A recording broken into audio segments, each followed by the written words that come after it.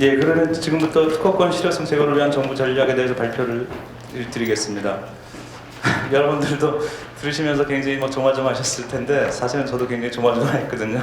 제 발표 시간에는 어떻게 고쳐야 되는데 이런 생각도 하면서 한편으로는 지금 우리 사회를 위험 사회라 그러는데 디지털 사회라 그러죠. 아날로그가 아니라 다행스럽게도 사실 내가 유의안이 된 게 저는 그림이 하나도 없어요. 제가 못 그려가지고 그래서 크게 이제 지장이 없겠다 그런 생각을 했는데 하여튼 디지털이 좋기는 하지만 그런 위험성이 있는 것 같습니다.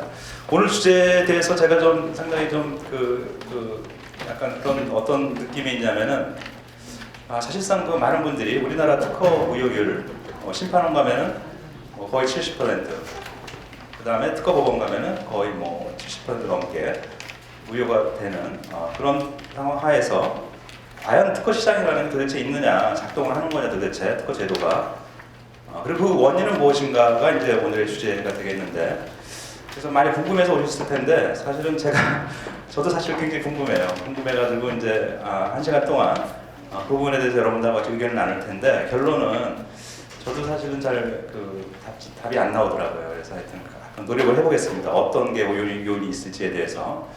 그리고 아까 우리 윤 교수님이 굉장히 좋은 발표를 해주셨는데 제가 쭉 들으면서 윤 교수님이 발표한 게 작동이 가능하려면은 특허 시스템이 제대로 작동을 해야지 앞에서 말한 경영 전략하고 관계가 있겠더라고요. 많은 사람들이 마이크로소프트라든지 구글이 왜 한국에서 안 나오냐, 도대체 미국 애들이 똑똑해가지고 그렇게 벤처 스탠포드 나오고 어린애들이 하버드는 이런 애들이 큰 대기업을 만드는데 왜 한국에서는 안 나오느냐는 많은 의문을 던지는데, 제가 보기에는 그런 어떤 특정한 아이디어라든지 기술 혁신을 가진 사람들이 제도적으로 제대로 보호를 못 받는 것도 하나의 원인이라고 생각을 하고 그 원인에 대해서 같이 고민을 해보도록 하겠습니다. 그리고 또 하나는 이 법이 되게 중요하다고 생각이 드는 게 제가 영화를 좋아해요. 그래서 제가 개인적으로 영화를 한 편 만들었거든요. 퇴근 후에 집에 가서 만들었는데 근데 최근에 제가 왜 이 말씀을 드리냐면은 최근에 영화 음악을 많이 써요. 영화를 만들다 보면 편집해야 되니까. 근데 저작료를 지불을 해야 되는데 최근에 음악협회에서 저작료를 요구를 했어요. 상당히 많이. 그러니까 이제 영화 만드는 사람들은 그러면 영화 산업에 죽는다. 안 된다 이거는. 도저히 로열티 지급해가지고 영화를 못 만들겠다라고 항변을 하니까 저작권협회 쪽에서 하는 말씀이 법대로 하자 이렇게 얘기를 했더라고요. 시네 21 영화 자체. 저작권법이 그렇게 되어 있는데 영화 산업하고 무슨 관계가 있느냐, 법대로 우리는 로열티를 받겠다라고 이렇게 얘기를 했는데 그거 보면서 제가 충격을 받았어요. 그래서 법이라는 거는 그런 산업 현실을 반영한 그런 시스템을 갖춰주는 게 굉장히 중요하다는 생각이 들었고 오늘 제 주제는 어떻게 그런 시스템을 만들어주는지에 대해서 한번 고민을 해보도록 하겠습니다. 목차는 아까 제가 말씀드린 대로 제가 아날로그 시대에서 이렇게 간단히 세 군데로 되어 있고요. 일단 서론, 요인, 결론. 그 다음에 문제의식은 크게 두 가지입니다. 사실은 오늘 발표가 굉장히 어려운 게 한국적인 상황이 있고 세계적인 상황인데 이게 같이 맞물려가지고 두 개의 문제를 갖다 우리나라는 다 해결을 해야 되는 그런 지금 입장이 놓여있기 때문에 그런데요. 제가 보기에는 한국 같은 경우에는 특허권의 유효성 비율이 너무 낮고 승소율이 굉장히 낮다. 지난번에 성년대학 정차 교수님이 좋은 특허청에서 연구를 하셨는데요.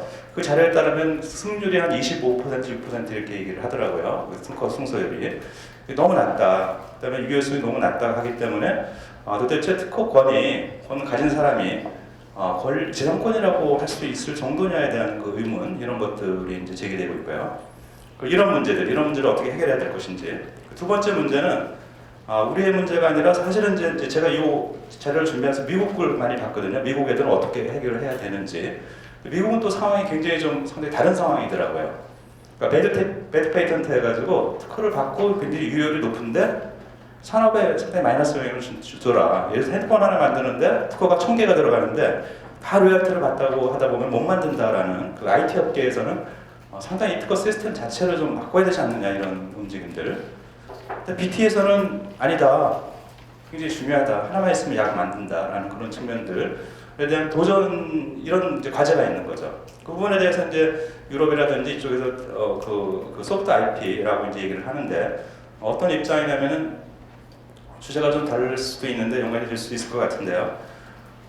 오히려 강력한 특허 보호가 활용하는데 방해가 된다 이런 관점이죠. 예컨대 현직에 있는 판사님들한테 제가 여쭤보니까 굉장히 망설여진대요. 특허권자한테 승소를 하기가. 왜냐하면은 침해라고 판결을 내리면은 손해배상 청구는 당연히 돼야 되는 거고, 그 다음에 한국적인 법 시스템에서는 침해금지 청구도 당연히 받아들여야 되기 때문에 공장문을 닫는다는 거죠. 그러니까 판사님 생각은 이거는 자기도 헷갈리는데 이 특허라는 것 자체가 굉장히 불확실한 거니까요. 자기도 헷갈리는데 이거 괜히 공장문 닫게 했다가 회사 망할 수도 있겠다는 관점에서 이건 아닌데, 그래서 오히려 특허 침해라고 하기보다는 아예 그냥 침해 아니라는 걸로 그럴 바에는 차라리 판사들한테 손해배상을 주더라도 공장문은 닫지 하는 걸 안 주는 그런 제한권을 줘야 되는 게 아니냐. 그러니까 소프트하지만 현장에서는 워커블한 작동 가능한 그런 솔루션에 대한 그 고민들이죠. 그런 부분들이 유럽에서는 소프트 IP라고 얘기를 하고, 그다음에 미국에서는 대법원 판사들이 그렇게 판결을 내렸죠. 2회 판결에서. 그 전까지는 인정션 그건 당연히 줘야 된다고 생각했지만 최근 2002년 판례에서 2006년 판례인가요? 갑자기 판사가 판단해가지고 안 줄 수도 있다. 이런 식으로 이제 판결을 내리면서 상당히 유연한 모습을 보이고 있고, 또 학계에서도 그런 대안들을 좀 제시하고 있는 그런 상황입니다. 그래서 이 두 가지 주제, 어떤 제3권으로서의 법적 안정성과 실효성을 확보하는 한국적인 상황하고 어떤 기술 혁신의 근본 역할을 하는 특허제 설계라는 세계적 상황을 같이 고민해서 어떻게 그런 지재권 환경을 만들어가야 되는지에 대해서 고민을 하도록 하겠습니다. 첫 번째 이제 정부의 역할, 제가 이걸 작동을 잘 못해서 그 정부의 역할이라 그랬는데, 제가 보기에는 정부의 역할 중에 가장 중요한 게 물론 중소기업 특허 지원도 좋고, 그 다음에 여러 가지 페이턴트 매일 만들어주는 사업도 다 좋습니다. 다 좋지만 제가 보기에는 가장 중요한 거는 시장 환경을 만들어주는 그런 환경이라고 보여지고 있거든요. 그런 판만 깔아주면, 예를 들어 마이크로소프트 같이 혁신을 이루었을 때 그분이 정당한 권리를 활용할 수 있는 환경만 만들어주면은 한국 경제는 사는 거죠. 그러니까 특허청에서 가장 중요한 거는, 제가 보기엔 정부의 역할 중에 가장 중요한 거는 제도를 만들어주는 거다라고 생각이 들고, 그런 의미에서 이제 저도 이제 시장이라는 게 그냥 생긴 줄 알았거든요. 시장이라는 건 작동을 자기가 한다라고 생각을 했는데, 최근에 제가 읽은 책 중에 칼 폴린이라는 사람이 자기조정 시장 경제는 존재하지 않는다. 그러니까 정부가 시장을 만드는 거다. 그리고 그 모양은 얼마든지 시장의 성격은 달라질 수 있다. 이런 얘기를 했는데 굉장히 이제 저희들한테 주는 시사하는 바가 크고요. 제가 간단히 잘 아시겠지만, 과연 그럼 특허법이, 베니스 특허법이 1454년에 생기고 이렇게 쭉 건너왔는데, 이 시대를 한번 쭉 봤습니다. 몇백 년의 시대를 보니까 정부에서 특허 시장이라는 걸 만드는 데 있어서 상당히 다양한 모습들을 보여주고 있기 때문에 현 시점에서 저희들도 상당히 과감한 정책을 만들 수도 있겠다라는 생각이 듭니다. 그래서 다 아시겠지만 베니스 같은 경우에는 특허를 만든 이유가 기술 혁신을 일으키기 위해서라는 그런 것도 크지만, 1453년에 혹시 무슨 일이 일어나신지 아시나요? 세계사 공부하신 분들은 아실 거예요. 동로마가 망했습니다. 동로마가 콘스탄티노플. 거기에 있는 기술자들이 이제 어디로 이제 다 이주를 해야 되는데, 그런 기술자를 끌어들이기 위해서 베니스 특허법을 만들었죠. 그래서 거기서 보면은 베니스에서만 새로운 돼요. 신규성이.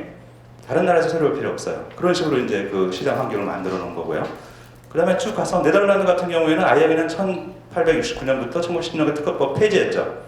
네덜란드 같은 그 당시에 자유무역을 갖다가 굉장히 상당히 중요한 국기인데, 특허법을 만들어 놓으니까 이 거래가 잘 안 되는 거예요. 특허 침해라 그러고, 그러니까 아예 없애버렸죠.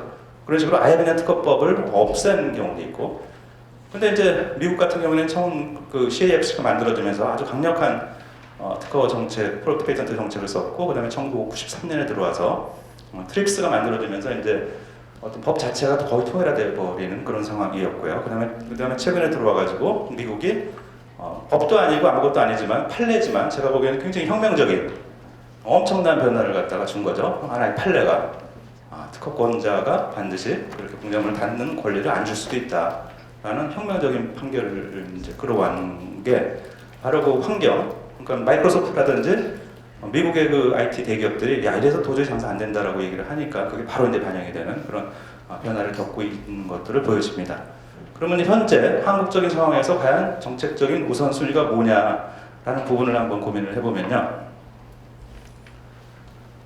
근데 재밌는 게 이제 WTIPS 만들어지면서 WTO 가입한 국가들은 당연히 이제 법을 바꿔야 되는 거죠. 법을 그렇게 맞추도록 바꿔야 되는데 미국에서 이제 연구를 많이 한 사람들이 보니까 법을 바꾸더라도 현실에서 그렇게 작동을 안 한다는 거예요. 법만 바꾸고 판사들이 외국인 차별하고 내국인 좋아하고 이런 식으로 해가지고 작동이 안 된다는 거죠. 현실하고 법만. 그래서 이제 경제학자들이 한번 그 맨스필드라는 경제학자가 기술 혁신 단계를 한번 쭉 만들어봤고, 그 다음에 셔우드라는 사람이 그 점수를 한번 내봤어요. 점수를 되게 좋아하는데 나라마다 점수를 쫙 내봤어요. 지재권 보호 정도를 보니까 굉장히 일치를 하더라는 거예요. 결국은 자기 나라가 기술이 낮으면은 법을 갖다가 뭐 집행을 안 하는 거죠. 뭐 법은 만들어 놓고 높으면 가고. 제가 이걸 보여드리는 이유는 사실상 우리는 지금 한국적인 현재 2010년, 12년의 현재 상황에서 정말 진지하게 특허 제도를 받아들일 그런 입장인 거에 대해서 사실은 의문이거든요, 저는.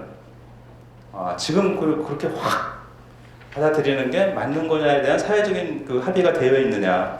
사실 그 인식이 사실은 제가 보기에는 무효라고 한계가 있다고 나중에 말씀드리겠지만 생각이 됩니다. 그래서 아까 그 윤 교수님이 말씀하시기로 노벨상 수상자들은 자기 의견을 갖다가 이렇게 공개적으로 얘기를 안 한다 그러는데 하여튼 저도 이제 그 발표 자리는 없지만 제 느낌은 그렇습니다. 예.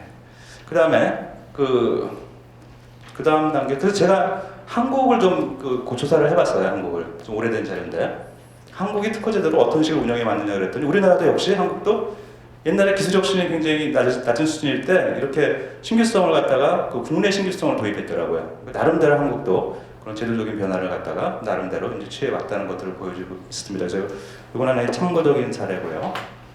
그럼 현 시점에서 과연 그러면 정말 애플과 삼성이 소송이 붙었을 때 판사님이 기술 혁신자, 진정한 기술 혁신자를 갖다가 서포트하는 게 국가의 발전에 도움이 되는 거냐? 아니면 삼성이 한국 기업이기 때문에 좀 아닌데 그래도 삼성을 좀 밀어줘야지 라는 포지션이 과연 한국 사회 발전에 도움이 되는가에 대한 게 사실은 지금 명확하지 않은 것 같거든요, 제가 보기에는. 그래서 그런 부분이 상당히 좀 중요한 것 같은데 저희 연구원에서 작년에 한번 서베이를 해봤습니다. 이거는 굉장히 전문가 서베이이기 때문에 저기 객관성이 있다고 할 수는 없지만 어쨌든 간에 기업 임원들하고 기업에 있는 특허 쪽에 계신 분들하고 변호사, 변리사, 판사분들을 저희들이 해가지고 물어봤더니 특허 청구 범위 해석을 갖다가 좁게 한다. 그 다음에 신급별 법원별로 해석 경향이 다르다라고 이제 얘기를 했어요. 그래서 저는 이제 어떻게 생각했냐면 그래 문제가 있네. 현재 특허 청구 범위를 좀 좁게 해석을 하네라고 현실 인식을 하고 있다는 거죠. 그러면 거기에 대한 그러면 솔루션은 당연히 그럼 특허권을 강화시키고 강하게 해석을 해야 된다라고 나올 줄 알았어요. 균등론을 적극적으로 도입하고 확산시켜야 된다라고 나올 줄 알았는데 응답을 보면은 그거보다는 균등론을 적극적 폭넓은 권리 해석보다는 현행 실무 내지는 문헌 해석에 충실하라. 오히려 좁게 해석한다고 하지만 결국은 현행대로 가는 게 좋을 수도 있다라는 그런 모양들을 보여주고 있거든요. 그래서 이 설문이 뭐 다는 아닌데 그 근본적인 질문, 과연 한국적인 상황에서 어느 정도 특허권자의 권리를 강하게 보호를 해줘야 될 것인가에 대한 그런 어떤 물음을 던져준 거라고 볼 수 있을 것 같습니다. 그리고 또 하나의 고민은 특허권자를 강하게 보호를 해야 되는데 그럼 어떤 특허권자를 강하게 보호해야 되느냐? 대기업이고 중소기업이고 벤처고 똑같이 보호를 해야 되느냐? 어떤 특허냐에 대한 물음인데 제가 좀 깜짝 놀란 게 최근 논문을 보면은 오늘 발표된 논문 자료들은 아까 윤 교수님이 정확히 지적하셨는데 제가 사실은 자신이 없어요. 경제적인 분석에 자신이 없기 때문에 미국에서 경제학자들이 분석한 데이터를 인용을 했습니다. 주로 그거 미리 말씀드리는데 이 논문에 따르면은 뭘 봤냐면은 동일 특허에 대해서 여러 건을 소송하는 특허권자를 분석을 해봤어요. 저 특허 괴물이라고 불리는 사람들이죠. 한 특허에 대해서 여러 기업들을 소송을 하는 거예요. 그런 사람들이 얼마나 이기는지 그리고 그 특허가 어떻게 되는지를 보니까 대부분 화해되는 경우가 많고 소송 끝까지 가는 경우가 별로 없는데 소송을 끝까지 가보면 진대요. 다 끝까지 가면은. 그렇지만 이 경작자가 분석해본 따르면은 지더라도 어느 정도만 이기면 승산이 이익이라는 거예요. 소송 가더라도. 그런 모습들을 좀 보이고 있어요. 특히나 그 소프트웨어 특허가 MP가 도대체 그러면은 저도 이제 굉장히 고민스러운 게 저는 이제 이 연구를 시작하면서 그래 미국은 승소율이 높으니까 얘네들을 벤치마킹 하자고 뭐 따라가려고 했는데 보니까 미국 애들도 이건 아니다. 유효율 높고 승소율 높더라도 야 이런 사람들 보호해주는 게 아니다라는 그런 반성들이 일어나고 나중에 말씀드리겠지만 2011년 작년에 특허법을 개정하죠. 개정하면서 많은 부분들을 이제 반영하는 것들을 보여주고 있습니다. 그래서 이런 것들이 이제 어디에 우리가 서 있는지에 대한 그 고민을 던져주는 그런 내용들이고요. 그 다음에 특허 통계에 대해서 사실은 많이 나와 있는데 제가 그 통계 그 자체에 대한 그 부분에 자신이 없어갖고 사실은 딱 2개만 넣었습니다. 일단 2개 넣었는데 하여튼 그 자료에 따르면은 그 무효 심판 인용률이 굉장히 높다. 67.3%. 그 다음에 특허법원에서의 신규소송 판결도 무효율이 높다. 그러니까 이 2개를 보면은 특허권을 가지고 있으면은 이 소송 붙으면은 70%가 무효니까 뭐 무시하고 그냥 사업하는 게 낫다라고 받아들일 수도 있는 그런 상황이기 때문에 이게 심각하다라고 저는 생각을 했는데 한번 보세요. 근데 정말 심각한 건지 한번 봅시다. 그 다음에 보면은 미국 보면은 이 CAFC 1982년인가 3년에 CAFC가 만들어지고 난 다음에 유효율이 굉장히 높아져요. 드라마틱하게.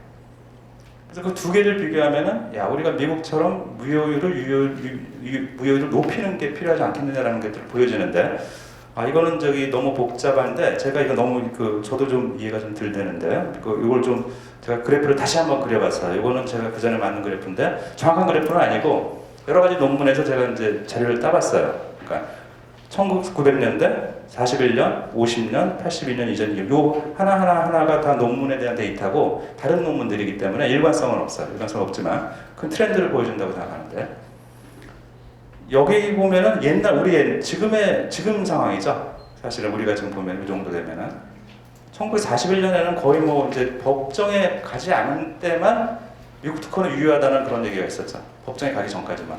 우리보다 더 심한 때가 있었거든요. 이건 뭐냐면은 대공황이 일어난다면 미국에서 예일인가요? 시카고인가요? 둘 중에 하나 경제학파들인데 경제 대공황의 원인을 어디 돌렸냐면은 대기업의 독점으로 돌렸어요. 철도. 그 당시에 전체적인 사회 분위기가 뭐냐면은 특허권자는 아주 나쁜 사람들이다. 국가 경제를 말아먹는 애들이다. 이거 잘못하면 큰일 난다. 이런 게 경제학적은 뭐 모든 사람들이 보편적으로 깔려 있는 거죠. 그러니까 법원에 가면 다 지는 거죠. 10%. 뭐 이런 상황이었어요. 미국도. 그러다가 갑자기 CFC 만들어진 다음에 이렇게 샤프하게 올라가는 거죠. 엄청나게. 이런 모습들을 보여주기 있어가지고 왜 이걸 제가 보여드리냐면은 그럼 만약에 우리가 무효율이 너무 높아서 문제가 된다 그러면은 얘네들이 어떻게 해서 이렇게 높아졌을까? 저는 정말 이해가 안 되는 게 어떻게 CFC 제가 보기에는 크게 법 바뀐 것도 없어요. 제가 보기에는. 근데 어떻게 CFC 특허법원을 하나 만들어 놓고 어떻게 갑자기 판사들이 어떻게 저렇게 올라갔을까에 대한 이제 그 원인을 밝히면은 우리한테 주는 시사점도 있을 것 같거든요. 그래서 그 부분에 대해서 한번 좀 살펴보도록 하겠습니다. 이제 미국하고 이제 한국 통계를 비교하면은 너무나 샤프하게 이제 대비가 되죠. 야, 한국은 70%가 무효인데 미국은 70%가 80%가 유효다. 그러니까 이거는 미국을 좀 따라가야 될 것 같다라고 생각이 드는데 그 다음 데이터 보면은 또 이게 그런 건지에 대해서 또 이제 의미 두는 데이터인데요. 여기 이제 고대 조영선 교수님이 그 연구한 바에 따르면은 독일 특허 무효 소송이 무효가 59%래요, 50%. 유럽 특허에 대한 소송은 72%라고 돼 있거든요. 독일을 보면은 상당히 또 이게 높더라고요. 그래서 제가 이제 좀 궁금한 게 과연 이 무효율 자체가 중요한 건지 아니면은 정말 기술 혁신을 진정한 기술 혁신자를 강하게 보호하는 그게 더 중요한 건지에 대해서 이제 좀 고민이 되는 그런 지점입니다. 그래서 그 다음 단계에서는 이제 여기까지가 인트로덕션이고요. 이제 앞으로는 남은 시간 동안 왜 무효율이 높은지에 대해서 원인에 대해서 고민을 해보도록 하겠습니다. 근데 그 원인을 찾기가 굉장히 어려운 게 제가 이제 올해 이제 이 프로젝트를 좀 쭉 연말까지 수행할 예정이고 지금 초기 단계입니다. 그래서 아직 데이터가 안 나왔는데 상당히 고민스러운 게 그 원인 찾기가 되게 어렵겠더라고요. 예컨대 여러 가지 원인이 있을 텐데 이 양반이 조사한 거에 따르면 미국 같은 경우에 1983년에서 99년까지 특허 사건을 분석을 해봤어요. 한번. 그러면 1심 판결에서 어떻게 누가 이겼는지. 어쨌든 간에 하여튼 대충 승률이 58%라고 나왔는데 제가 놀란 게 이게 제소의 주체에 따라서 너무 영향이 큰 거예요. 그러니까 특허권자가 막 너 특허 침해했지 소송에 끌고 가면은 68%가 이겨요. 근데 이제 디크레토리 저지먼트 액션이라고 거꾸로 침해받은 사람이 딱 보니까 특허권자가 자기를 갖다 고소할 것 같다. 먼저 가가지고 야 이건 침해가 아니다 무효다라고 할 수도 있어요.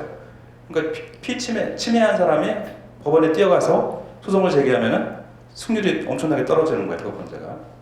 그렇기 때문에 어떤 하나의 원인이 이 그 전체를 반영하는지 굉장히 어렵다는 그런 점을 보여주고 있고요. 근데 배심원들이 또 상당히 또 특허권자를 좋아하는 것 같아요.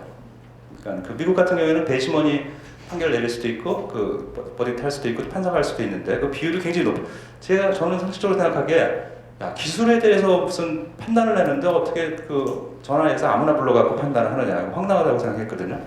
판사들이 해야지 그 어떻게 배심원이 하느냐. 근데 배심원 비율이 지금 더 높아요. 판사 비율보다. 근데 보면은 배심원이 했을 때 68%의 특허권자가 수성하고 판사가 50%. 그러니까 배심원들은 이제 특허권자를 좋아하는 거죠. 그런 모습들을 보이고 있기 때문에 어떤 게 그 주요한 원인인지 밝히기가 대단히 어렵다는 것들을 좀 보여주고 있고요. 그 다음에 포럼 쇼핑. 매사추세츠 가면은 30%뿐이 못 이겨요. 근데 노던 디스트릭트 오브 캘리포니아 가면 68%를 이기거든요. 이 퍼센트 보면 굉장히 차이가 나는 거죠. 그러니까 포럼에 따라서 엄청난 또 차이가 난다는 점 등등이기 때문에 과연 왜 무효율이 높은지 그걸 어떻게 추이해야 되는지 원인을 찾는 데 있어서 대단히 여러 가지 요소들이 가지고 있다는 것들을 이제 보여주고 있는 그런 것들입니다. 그 다음 단계는 뭐냐면은 제가 계속 궁금해가지고 논문을 좀 찾아봤어요. 한국하고 미국하고 비교해가지고 동일 사건인데 미국에서는 유효한데 한국에서는 무효. 예전에는 그런 자부심을 가진 분들이 많았다 그러더라고요. 판사님들이나 심사관님들 중에 심판관님들 중에 내가 외국 기업 특허를 죽였어. 몇십 년 전이죠, 몇십 년 전. 그래서 굉장히 자부심을 갖는 경우가 많았다고 하는데, 근데 미국 변호사가 저런 걸 찾았어요. 제가 찾은 게 아니라 그래서 철저히 이건 제 의견이 아니고 미국 변호사가 이걸 찾아가지고 어떻게 찾았어요. 똑같은 특허. 그러니까 미국 요 특허, 요 특허, 요 특허, 요 특허, 요 특허에 대해서 무효 소송이 붙은 미국 판례하고 한국에서 이게 제일 인더스트리니까 아마 제일 산업 정도 되겠죠. 여기서 붙은 사건을 똑같은 특허에 대해서 했는데 미국에서는 이게 유효가 나고 한국에서는 무효가 났어요. 대법원까지. 그러니까 미국 변호사가 하는 얘기가 봐라. 미국에서 소송했는데 유효였는데 한국에 가니까 무효잖아. 한국 법원들이 좀 문제 있는 거 아니냐. 그래서 뭐라고 문제를 제기했냐면은 한국 법원들은 판사들이 스텝 바이 스텝 어드레스 하는 게 아니고 그러니까 1단계, 2단계, 3단계 그래서 무효다 유효다 하는 게 아니고 그냥 팩트 얘기하고 뭐 무효다 이렇게 얘기를 해버린다고 이제 주장을 해요. 그렇게 주장을 하고 그 다음에 이제 진보성 기준이 너무 높다 한국은. 그 다음에 객관적 기준도 없는 것 같다. 논문인데 너무 제가 보기엔 주관적으로 논문을 썼더라고요. 제가 이렇게 뭐 좋은 논문은 아닌 것 같은데 막 주장을 했어요. 뭐가 화가 났는지. 그 다음에 진보성 판단 시 가끔 판사가 기준을 하는 것 같다. 통상의 기술자가 아니고. 그 다음에 또 하나는 심판원에서 무슨 판결을 내리건 하여튼 심사 단계에서 그러니까 특허청의 심사 단계 또는 심판 단계에서 뭔가 결정을 하는데 그 특허법원 가면은 완전히 꽝이다. 다 무시하고 새로 시작한다. 되게 좀 그런 얘기를 하고 있어요. 그 대단히 이해가 안 간다. 뭐 이렇게 얘기를 하는데 사실인가요? 그래서 이 사람 말이 맞으면 저는 잘 연구할 필요도 없고 오늘 세미나 이걸 끝내면 되는데 이게 맞는지는 모르겠어요. 그런 원인들을 지적하고 있는 것들이 나와 있다는 거에서 하여튼 외국인들이 보기에 한국의 법원이 이런 식으로 좀 특허를 보호하지 않는 경향이 있다는 것들을 개인 의견으로 보여주는 사례입니다. 사실 이런 분들 지금 현재 여러분들 가지고 있는 자료하고 제 발표 자료하고 다른 이유는 이런 거 별로 제가 보기에는 국익에 도움이 안 된 것 같아서 일부러 뺐어요. 자료 중에서는 빼고. 그러니까 자료 보시지 마시고요. 발표 자료만 보시죠. 발표 자료만.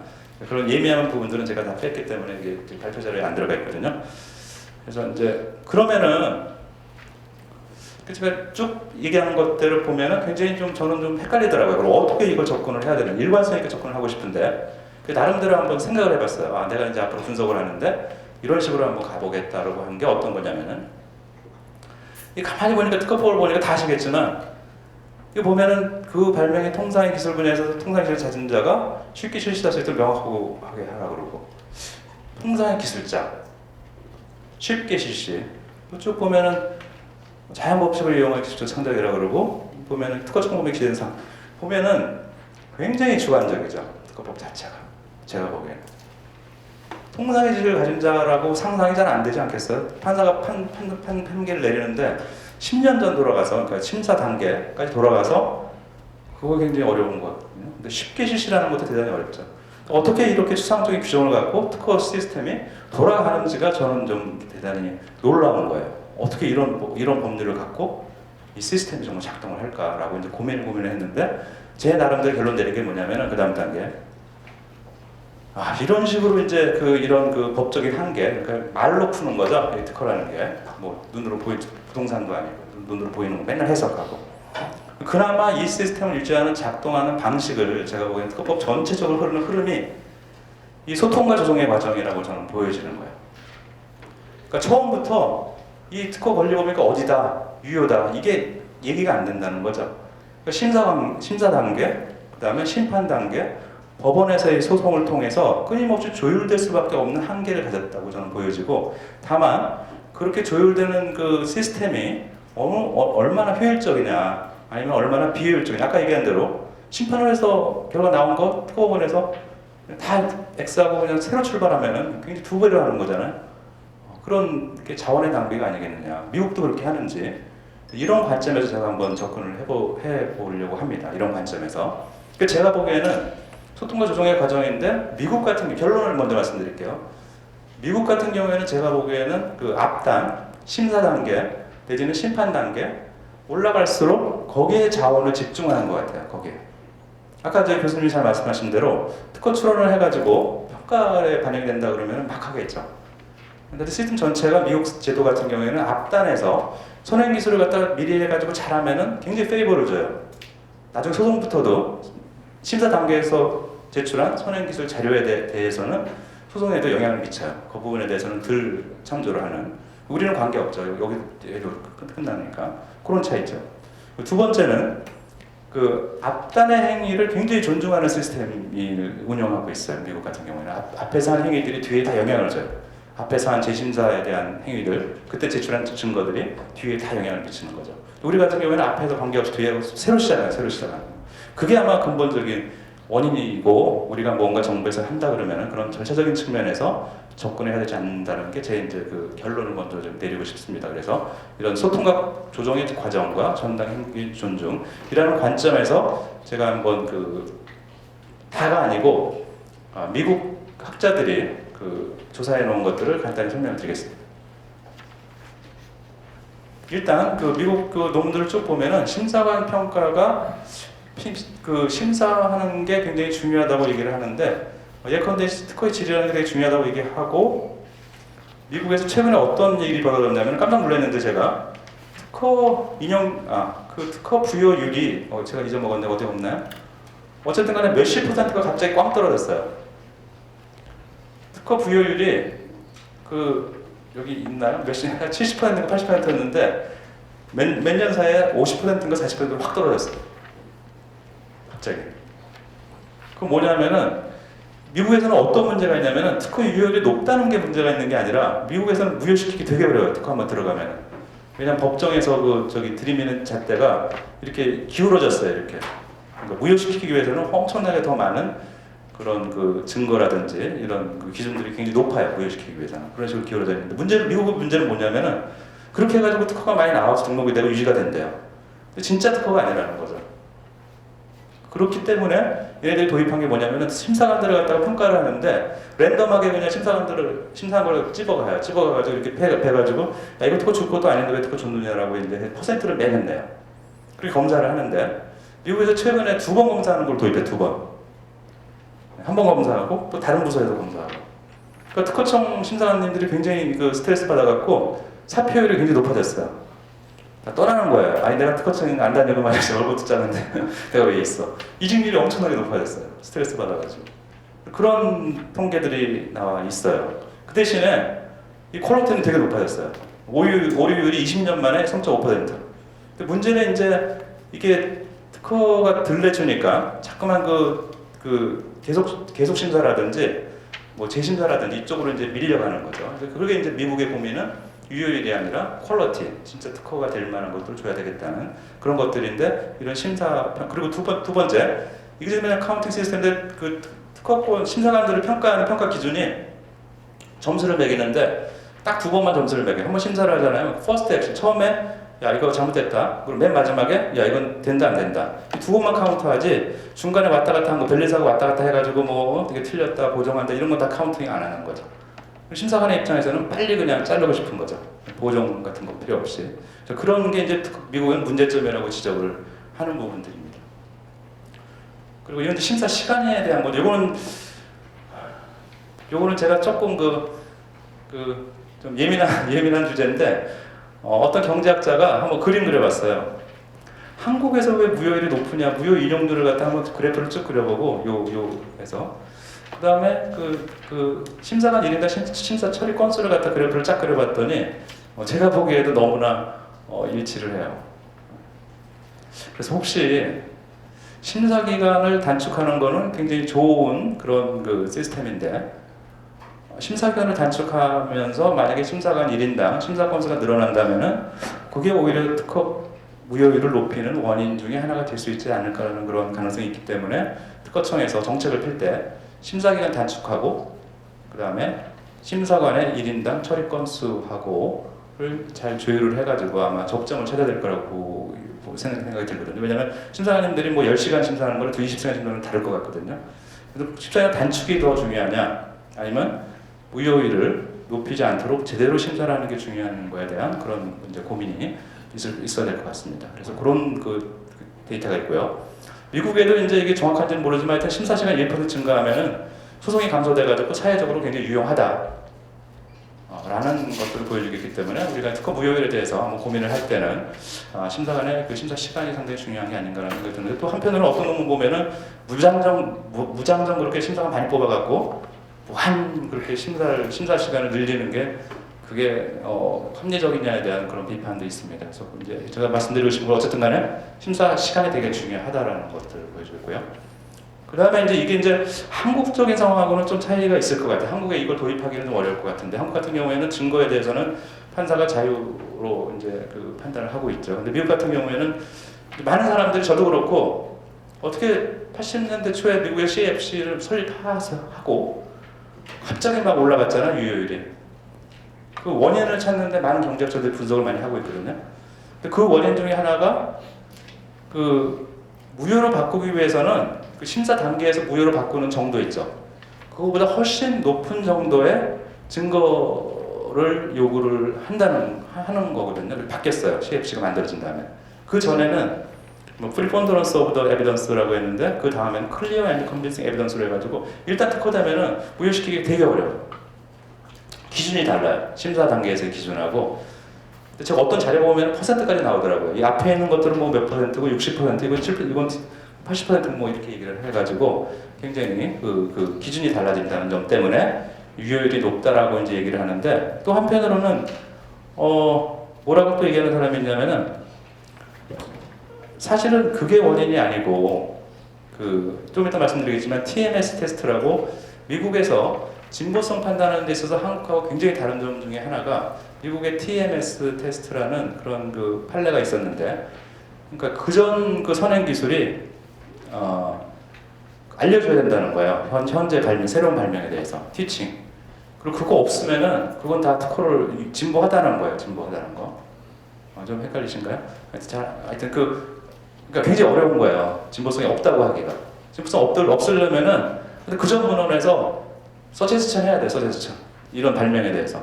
그거 증명 못하면은 그건 진보성이 있는 거예요. 그러니까 TMS 테스트가 있으니까 굉장히 이게 유효율이 높은데, 이 TMS 테스트가 이 도입이 CFC 설립하고 비슷한 시기에 도입됐다는 거죠. 그러니까 저게 문제가 아니라 요게 문제라고 또 얘기를 하더라고요. 그래서 그런 요인들이 이제 관련이 있다는 걸 말씀드리고, 최근에 TMS 테스트를 도입한 판례에 대해서 또 그 연방대법원에서 바꿔버렸어요. 그러면서 미국에서 무효 그 특허 승소율, 그 특허 유효율이 굉장히 떨어지는 것들을 보여주고 있거든요. 그래서 그런 요인들도 하나의 그 문제가 되겠다고 말씀드리는 거고요. 그다음에 이제 요거보다는 요걸 먼저 설명을 해야 될 것 같은데 거꾸로 그 심사 단계에서 그러니까 지금 문제는 뭐냐면 같은 특허청이라도 심사관이 심사를 했는데 같은 특허청의 그 심판원에서 뭐 67%가 무효가 나온다. 에 대해서 이제 원인 중에 하나는 뭐라 그러냐면은 심사관이 보는 그런 그 기준하고 심판관이 보는 기준하고 특법원의 판사가 보는 기준이 좀 다른 거 아니냐 라는 거를 원인으로 지적하는 경우도 있거든요. 그래서 미국 같은 경우에 이제 논문 중에 이런 게 있어요. 어떤 거냐면은 그 유용성을 따지는데 미국도 유용성을 따지는데 특허청하고 이 CFC 판례하고 이게 다르대요. 기준이. 그래가지고 이건 기술적 적에 굉장히 영향을 준다 해가지고 그걸 일치시키기 위해서는 미국 애들은 산업계를 되게 중시하더라고요. 그래서 산업계하고 특허청하고 이렇게 조인트 커미티를 만들어가지고 그걸 해결을 해야 된다. 그거에 대해서 통일된 기준을 이렇게 이제 제시하는 그런 것들도 이제 보여주고 있습니다. 그래서 그런 것들. 근데 제가 보기에는 한국의 유효성에 대한 관련된 중에서 유스풀 저거보다는 유틸리티보다는 제가 보기에는 그 진보성하고 관련이 있지 않겠는가 생각은 들어요. 한국적인 상황에서 진보성 기준이 특허법원하고 어떤 심판원하고 좀 다르지 않을까라는 생각이 드는데 미국 같은 경우에도 이제 아까 말씀드린 그 KSR 판결에서 그 TMS 그 기준을 갖다 뒤집어 버렸어요. 그러면서 CFC에서 발명점을 비율이 40%였는데 판결이 있은 다음에 57.4%로 증가를 했다는 건 제가 왜 이걸 말씀드리냐면은 예컨대 뭐 그 40.8%까지 증가했다고 66.3% 연방지법 같은 경우에 굉장히 드라마틱한 변화를 이루고 있는 것들을 제가 말씀드리면은 진보성 판단의 기준에 따라서 미국 자체 내에서도 저렇게 판결이 확 뒤집어지는 상황이기 때문에 한국에 있어서의 어떤 그 심판원과 법원과 그 심사관의 보는 진보성의 기준이 만약 다르다면은 상당히 다른 판결이 내릴 가능성이 또 있겠다. 조사를 해볼 필요가 있겠다라는 것들을 말씀드리기 위해서 이제 보여드린 자료고요. 그 다음 단계에서는 그 미국에 이제 재심사 제도가 있는데 이번에 지금 작년 그 법이 좀 상당히 많이 바뀌었는데요. 거기에 따르면은 우리나라 옛날에 이의신청 제도랑 같지는 않지만 뭐 비슷한 제도, 우리나라의 무효심판 제도랑 뭐 유사한 제도라고 볼 수가 있는데요. 거기 보면은 이제 그 중요한 게 대부분이 보정으로 끝나더라고요. 보정. 그러니까 보정이 굉장히 좀 수월한 것 같아요. 미국 같은 경우에는 재심사를 하면서 서로 피드백하면서 예컨대 그 엑스파르테 시스템 같은 경우에는 제3자가 신청을 할 수 있지만 그 더 이상 뭐 그 관여할 수는 없는데 특허권자는 재심사 과정에서 전화도 할 수 있고 막 그래요.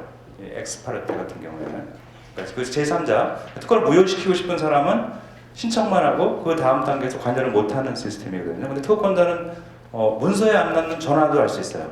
특허 심사관하고 수시로. 그래서 그런지 어쨌든 간에 그 무효가 없어요. 거의 10% 무효.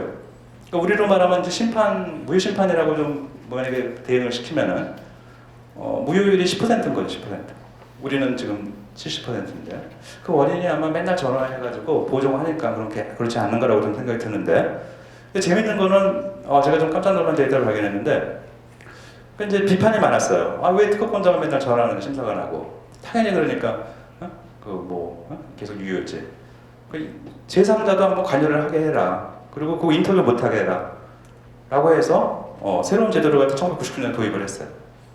그랬더니 결과가 뭐냐면은 59%가 이게 취소가 무효가 되는 거예요. 이거는 그럼 거의 우리 그 무효 심판 비율하고 큰 차이가 안 나는 거고. 그 다음에 더더군다나 이제 이건 저기 전체적인 거고 진짜 결론 난 걸 따지면 70%가 무효라는 결론이 나오거든요. 그래서 인터파르테 재심사 제도만을 놓고 보면은 한국의 그 무효율하고 상당히 유사한 모습들을 보이고 있다라는 것들을 보여주기 때문에 제가 그렇게 그 섣불리 한국 시스템이 하여튼 그런 부분들에 대해서는 한번 고민을 해봐야겠다는 것들을 보여주고 있고요. 그리고 마지막으로 이제 이건 제 그 개인적인 느낌인데 결국은 여러 가지 시스템 그러니까 앞 단계에서 자원을 투입하고 거기서 한 행위에 대해서 뒷단에서 법원에서 인정을 해주는 그런 시스템 구축해 가는 것들은 필요하다는 게 제 어떤 그 전반적인 생각이고, 또 하나는 진짜 중요한 거는 한국 사회에서 진지하게 기술 혁신자를 우대하는 시스템 유지할 자세가 돼 있느냐가 굉장히 중요한 것 같아요. 마이크로소프트나 구글처럼 뭔가 기술 혁신자를 강하게 보호해서 그걸 통해서 국가 발전을 하겠다고 진짜 진지하게 생각을 하는지 구성원들이, 거기에 따라서 특허 시스템은 제가 보기엔 많이 바뀔 것 같아요. 제가 가만히 그 CFC 사건을 보면서 아까 또 같은 그림인데 이거 분명히 아까 그런 변화가 있을 거예요. 아까 얘기한 대로 부여시키기 위해서 증명도를 CFC가 설립하면 높여졌다 그랬죠. 근데 저는 이해가 안 되는 게, 아니 만약에 프리폰더런스라는 기준이 50%고 그 다음 기준이 70% 정도 증거가 확실해야 된다고 하는데, 아니 그 배심원이나 뭐 그 판사들이 머릿속으로 야 이거는 옛날 기준에는 50% 증거, 새로운 기준은 70% 증거, 이게 작동은 안 할 것 같거든요. 제 개인적인 생각은 그거보다는 어떤 느낌, 야 기술 혁신자를 보호를 해야 되겠다 말아야 되겠다는 그런 사회적인 합의와 인식이 되게 중요한 것 같거든요. 근데 이제 제가 찾아봤더니 그 미국 일본 사람이 인터뷰를 갖다가 뭐 많은 사람을 해봤어요. 그래갖고 왜 미국에서 그렇게 프로페이턴트로 갔는지에 대해 조사를 했는데 재밌는 사실을 발견했는데, 이 CFC 초대 판사가 치프 저지가, 이 사람이 특허법에 대한 판사의 주관적 해석을 금지하고 그 다음에 뭐 포괄적 의견을 발표했는데, 그가 재임했을 때 그 나간 특허를 갖다가 마키 페이턴트라고 불릴 정도로, 그러니까 아주 노골적으로 그 친특허 정책을 폈다고 얘기를 하더라고요. 그러니까 거기 그 논문에 따르면 어떻게 나오냐면은 대중의 지지를 갖다가 호소하면서 드라이브를 걸었다 이렇게 얘기를 하기 때문에, 제가 보기에는 그 당시 미국 사회에서 일본인 애들이 잠깐 기술을 뺏겨가고 미국은 뭐 경제 망해가고 하니까 전 사회적인 사람들이 야 이건 우리가 살아남을 길은 특허를 보호해가지고 우리 기술을 보호해서 살아남는다고, 뭐 경제학자들도 그때 또 바뀌었어요. 예일인지 스카고인지 하여튼 바뀌어가지고 그 반독점도 중요하지만 그 기술 혁신자 보호하는 게 중요하다. 그 흐름 속에서 아마 그런 시스템이 갖춰지지 않았냐고 생각되고, 만약 한국 사회가 진정으로 기술 혁신자를 갖다가 우대하는 그런 거에 대한 사회적 합의가 이루어진다면 아마 제가 보기에는 상당히 많은 변화가 이루어질 거라고 보여집니다. 그래서 이제 전체적으로 제가 결론은 하여튼 업스트림 쪽에서 뭔가 많이 좀 이루어졌으면 좋겠다. 그래서 이쪽에서 하는 행위들이 물론 뭐 심사 과정에서 뭐 출원 금반원 원칙이라든지 이런 것도 우리나라도 적용이 되고는 있죠. 미국이 이제 훨씬 더 강하게 이쪽에서 일어난 일들, 특히 출원 단계 뭐 이런 일들이 뒤에 다 영향을 미치고 이쪽에 좀 신경을 쓰게 하는 시스템 구축이 좀 필요하다라고 보여지고 있고요. 참고적으로 제가 그 예전에 아까 그 윤 교수님이 그 말씀하신 부분과 관련이 있는데, 돈을 좀 많이 써가지고 미국 쪽도 조사를 했어요. 제가 미국 과학기술자들하고 한국 과학기술자들하고 비교를 한번 해보고 싶더라고요. 그 당시에 그래서 제가 궁금해가지고 이제 해외에 있는 그 서베이 기관을 활용해가지고 꼭 똑같은 질문을 던졌어요. 미국에 있는 교수들하고 한국에 있는 교수들하고 왜 특허를 출원하냐고 던졌더니, 미국의 그 교수들은 어디 갔죠? 이거 큰일 났네. 다른 걸로 넣었네. 여기 있다. 미국에 있는 그 교수들이 훨씬 더 한국 기술 교수들이 더 특허를 더 많이 내고 있어요. 조사 경험도 높고. 이거 큰일 났네. 어디 갔죠? 이거 제가 잘못 집어넣었네요. 잘못 집어넣었는데. 예. 결론은 뭐냐면은 이거 제가 빠뜨렸는데, 미국 교수들은 수익 창출을 위해서 내는 비중이 굉장히 높아요. 근데 한국 교수들은 실적 평가를 위한 게 제일 높아요. 그게 가장 큰 거고, 그렇다 그러면 아까 제가 얘기한 저 초기 단계 시스템에서 여기서 다 이제 많이 결판이 되는 거죠. R&D 활동 특허 출원 단계에서 뭐 이상한 특허를 우리는 많이 출원할 가능성이 높은 거고, 근데 거기 심사해야 되고 소송해야 되고 뭐 굉장히 피곤한 거죠. 그러니까 그 교수 평가 시스템 자체가 바뀌어야지 이게 이제 바뀌는 거예요. 출원을 쓸데없이 안 한다는 거죠. 그래서 그런 측면부터 시작해가지고 앞단에서 뭔가가 이루어져야 된다는 것들. 또 하나는 제가 좀 바꿨는데 잘못 바꿨네요. 또 하나는 그 미국에서 선행기술 그 제출하는 거 있죠. 선행문헌. 그 제출하는 그 선행문헌에 대해서 나중에 소송해서 무효 심판을 한다고는 할 때 상당히 그 부분을 반영을 하죠. 제출한 거하고 제출 안 한 거하고, 제출한 거를 중요시하는 거죠. 안 하고 나중에 문제가 되면 무효시킨다든지 뭐 이런 식으로 차이가 되니까, 그런 식으로 미국 시스템 앞에서 좀 잡아주고 있다는 그런 것들을 보여주고 있고요. 그래서 오늘 아침에 이제 제가 이거 만든 자료인데, 제가 이렇게 쭉 이제 연구를 하고 앞으로 연구 방향을 이렇게 잡아야겠다라고 이제 생각하면서 지금 한 2분만 더 쓰겠습니다. 공공이라고 그랬는데 2분 내에 끝내겠습니다. 하면서 제가 오늘 아침에 이제 미국 2011년 특허가 어떻게 바뀌었는지 한번 봤어요. 아침에 출근해가지고 좀 자료를 쭉 봤더니 이게 제가 생각하는 거랑 비슷하게 가더라고요. 미국이 이제 진정한 기술 혁신자를 보여달라 해가지고 이 출원 단계에서 그러니까 굉장히 부실 특허 문제를 해결하기 위해서 출원 등록 권리 유지를 엄격하게 하는 그런 것들을 보여주고 있어요. 미국 IT 업계의 영향력을 많이 받았다고 이제 평가가 된대요. BTM보다.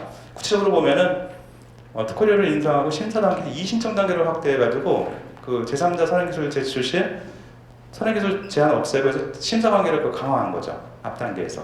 등록 단계에서도 여러 가지 포스트 그란트 리뷰라는 걸 도입해가지고 거절 이유에 대한 제한 없도록. 옛날에는 지심자 제도에서 거절 이유에 대한 제한이 있었거든요. 신규성하고 진보성만. 이번에는 다 트고.